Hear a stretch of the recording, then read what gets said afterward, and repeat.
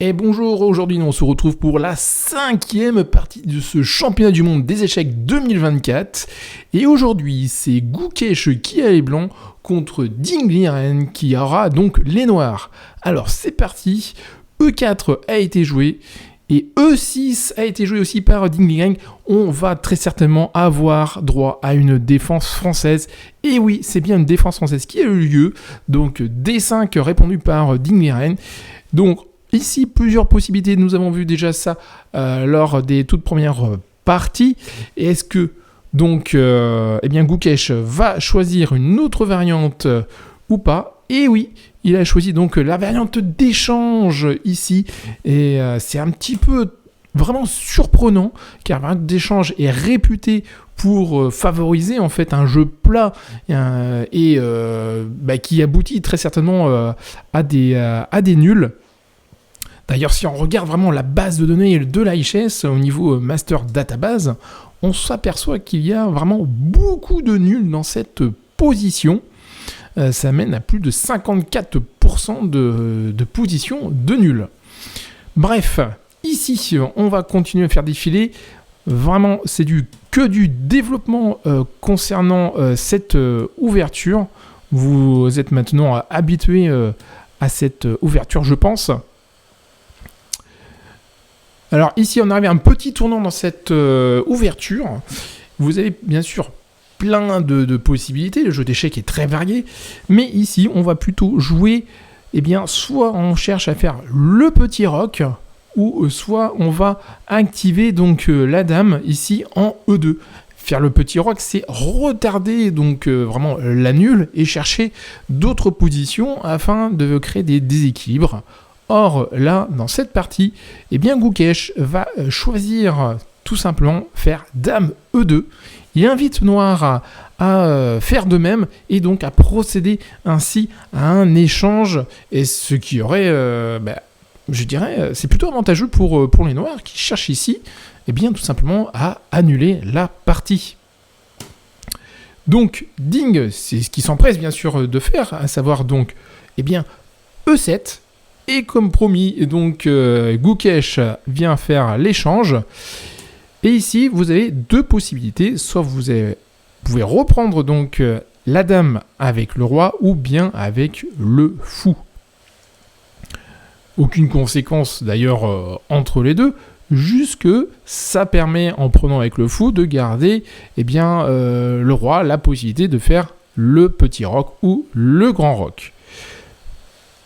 Ding a choisi de faire tout simplement la prise avec le roi. Vous verrez, ça a très peu d'incidence par la suite parce que on peut toujours après ramener la tour ici et basculer donc la tour en F8. Donc pas de danger. Ici, on peut y aller tranquille et on peut prendre avec le roi. Petit roc donc pour Gukesh. Ici, vous voyez, on vient remettre donc la tour sur la colonne ouverte. Échec ici avec tour E1, roi F8. On va pas faire d'abord un échange, on va essayer, ici d'ailleurs, excusez-moi, il va faire donc directement l'échange des tours, on échange les pièces, on essaie de simplifier vraiment au maximum la position, c'est vraiment très étonnant, donc on recherche vraiment comme si on recherchait une partie nulle ici, donc c'est très étonnant de la part de Gukesh. Ici, on vient donc clouer le cavalier noir avec fou, donc G5. Mais on va redévelopper donc l'autre cavalier côté noir en faisant D7 tout simplement, car maintenant, en cas de prise, il y a juste à reprendre avec l'autre cavalier. Ici, développement bien sûr traditionnel du cavalier blanc en donc D2. Ici, on vient essayer de chasser donc le fou pour déclouer notre cavalier. Bien sûr, on va faire H4. Ici, vous êtes noir. Qu'est-ce que quel coup vous auriez aimé jouer? Bien sûr, il y en a pas mal de disponibles. Peut-être seriez-vous tenté de faire G5. Alors pourquoi je vous dis ça? C'est parce que tout simplement dans la base de données, il y a quelques joueurs amateurs qui aiment bien ce coup-là, G5. Mais si vous faites G5, eh bien, c'est pas très bon dans cette situation-là, dans cette position, car vous avez abîmé en fait la structure de vos pions noirs. Ici, fou G3. Et maintenant, comment vous continuez? Comment continuer ce genre de choses? Prise. Et là, qu'est-ce qu'on peut voir? Eh bien que les noirs ont 3 îlots de pions qui sont séparés contre tout simplement 2 îlots blancs. Donc c'est un petit avantage, mais c'est un avantage néanmoins pour les blancs dans cette situation. Et c'est pour cette raison-là qu'on va éviter de pousser et d'attaquer le fou ici, mais plutôt de faire tour E1. On vient faire un échec, tout simplement. Roi F8, on s'en va de l'échec. G4, maintenant on vient chasser le cavalier qui se trouve en H5. Pourquoi on fait ça? Eh bien c'est pour cette fois-ci s'éviter les G5. Dans cette position, ça serait vraiment bien, parce que après G5, il y aurait fou G3, et là on pourrait cette fois-ci échanger notre cavalier avec le fou de case noire des blancs.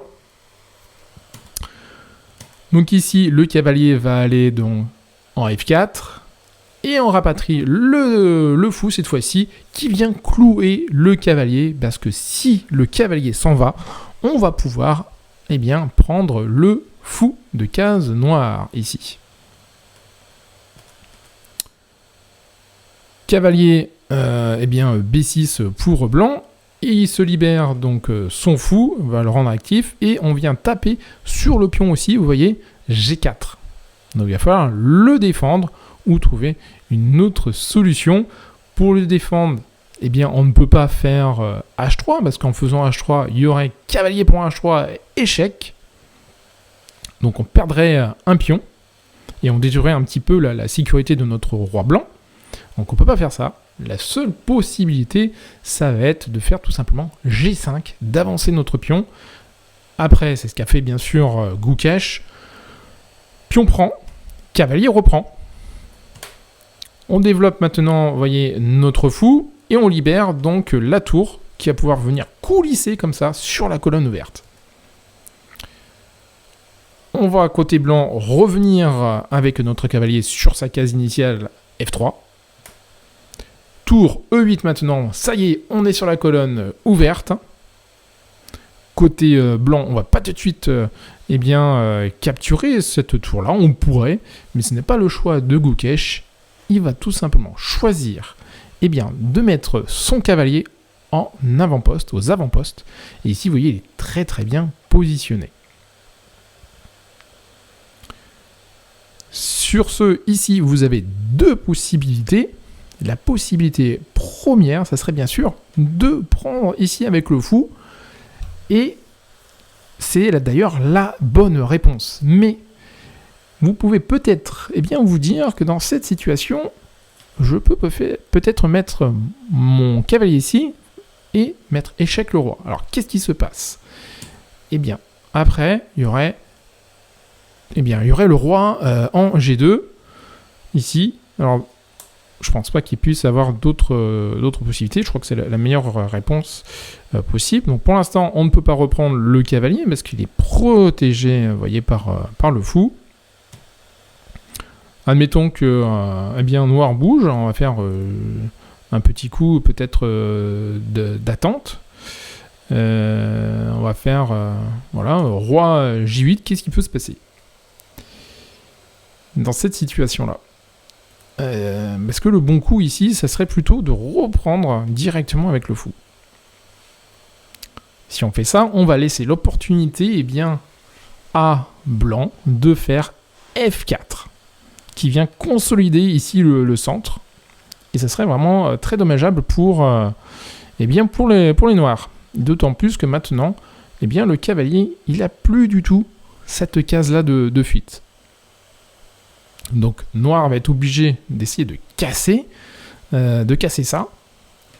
Après prise, ici, maintenant le cavalier, vous voyez, il peut sortir. Ici. mais on va de nouveau attaquer ce cavalier-là. Donc le cavalier, il est tout le temps harcelé. Et là maintenant, qu'est-ce qu'on peut voir ? Eh bien que le roi noir est plus du tout solide. Il n'est plus du tout solide dans cette position-là, il est complètement à poil, il n'y a plus du tout de défenseur. Alors c'est pour cette raison que quand on met le cavalier ici, on ne doit pas, si on veut résister bien sûr, on ne doit pas essayer de mettre échec le roi, mais on doit tout simplement capturer avec le fou.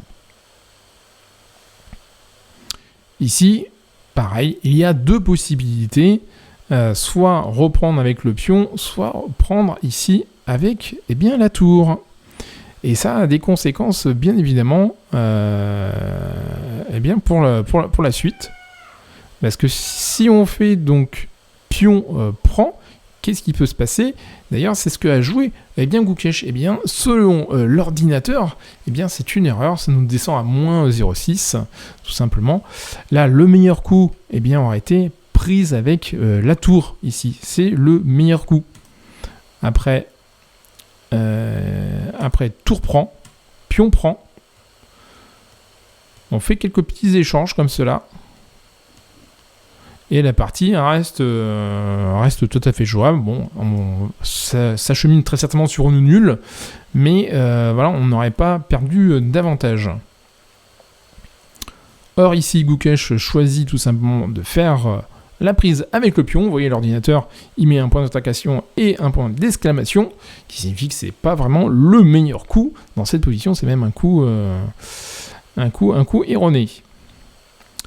Ici, Dinglering va trouver le meilleur coup. Cavalier D3. Vraiment un très bon choix. Une belle case, vous voyez, qui est soutenue par son pion. Ici. Dinglering vraiment a trouvé cette belle case qui attaque donc le cavalier. Donc pas d'autre choix pour blanc que de reprendre. Ici. Donc fou prend cavalier. Pion prend fou. F3 ici, F3 joué, cavalier donc C3, on vient demander à faire un échange de cavalier et en plus on attaque ici le pion B2, donc il n'y a pas d'autre choix que de faire cet échange. Et là qu'est-ce qu'on peut voir, c'est que Noir a une belle situation avec une bonne structure qui est vraiment très très avantageux. Ici, roi E4, on vient attaquer le pion. Parce que c'est un pion arriéré pour l'instant. Dinglering qui va trouver une superbe défense avec fou C6. Il attaque la tour et il attaque, vous voyez ici, le pion. Et en plus, il pose un petit piège à Gukesh. Parce qu'en cas de prise ici, qu'est-ce qui peut se passer ? Regardez, c'est magnifique. Tour D8 et on va s'acheminer après sur une création de dame parce que après tour D4, tour prend D4, pion prend D4, on ne peut plus du tout, vous voyez, arrêter ce pion là qui va se transformer en dame et la partie est finie, va y avoir mat en 5 coups. À vous de le trouver d'ailleurs, ce mat en 5 coups. Je vous laisse sur cette position, tout simplement, faites une pause et c'est à vous de travailler. Quant à nous, on revient sur la position. Ici, après, tour D4, c'était... Après, donc, le fou en C6, le meilleur coup n'était pas tour prend en C4, mais tout simplement, tour D4, ici. Comme ça empêche vraiment la progression du pion. On va pouvoir venir le capturer, ce pion-là. Alors, après, bien sûr, on va avoir capture du pion grâce au fou F3.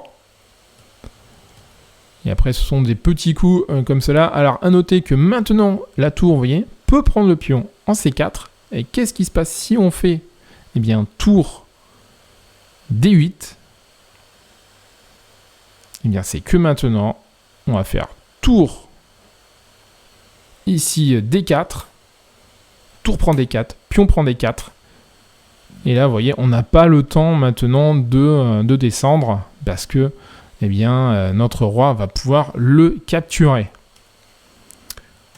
Donc à la place, on va faire fou D5, B3, et on s'achemine tout doucement vers une nulle par répétition. Voilà. C'est ainsi que se termine donc cette 5e partie du championnat du monde des échecs 2024 par une nulle. On espère que la 6e partie sera un peu plus palpitante, que les deux joueurs vont choisir des ouvertures un peu plus tranchantes. Je vous dis donc à bientôt pour la 6e partie. N'hésitez pas donc à lâcher votre pouce et à partager cette vidéo au plus grand nombre et bien sûr à mettre dans la partie commentaire ce que vous avez pensé vous de cette partie. Quant à moi, je vous dis à très bientôt. Allez, à ciao.